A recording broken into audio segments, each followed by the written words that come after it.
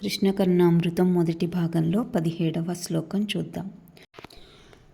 మమ చేతసి స్ఫురతు వల్లవి విభోర్మణినూపుర ప్రణయి మంజుసింజితం కమలావననేచర కలింద కన్యకా కలహంసకంఠకలకూజితాదృతం.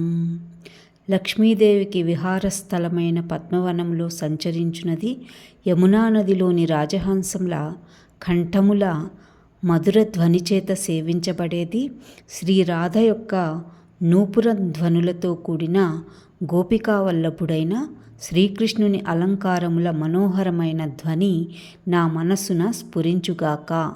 అంటే ఇక్కడ సఖీలతో పాటు వచ్చి బయట వేచి ఉన్నప్పుడు పద్మవనాల్లో అలంకరించబడిన యమునా నదీ తీరంలోని కుంజనాల్లో రాధతో పాటు కృష్ణుడు కూడా ఆనందిస్తూ ఉంటాడు.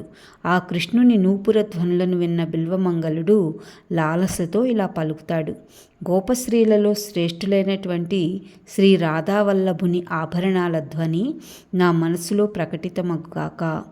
ఆభరణాలు ఈ విధంగా వర్ణించబడ్డాయి. విశేష క్రీడ కోసం ఊర్ధ్వస్థితమైన శ్రీచరణ నూపురముల నుంచి ఉద్భవించిన ధ్వని మనోహరమైనది. ఆమె పట్ల అతని ప్రేమను సూచిస్తుంది. పద్మవనంలో నివసించే కూస్తూ ఉండేటువంటి కలహంసల చేత ఆభరణాల ధ్వనులు అవి వింటూ, అలాగే అవి చక్కగా కూయదలిచి శ్రద్ధతో వింటున్నాయట. అలాగే శ్రద్ధతో ఆ ధ్వనిని ఎలా పలుకుతుందో, ఎలా వినపడుతుందో అలా అభ్యాసం చేయడానికి ప్రయత్నిస్తున్నాయట. అంటే అలాంటి ధ్వని నా మనసులో ఎప్పుడూ వినిపించుకాక అని బిల్వమంగళుడు కృష్ణుణ్ణి ప్రార్థిస్తున్నాడు.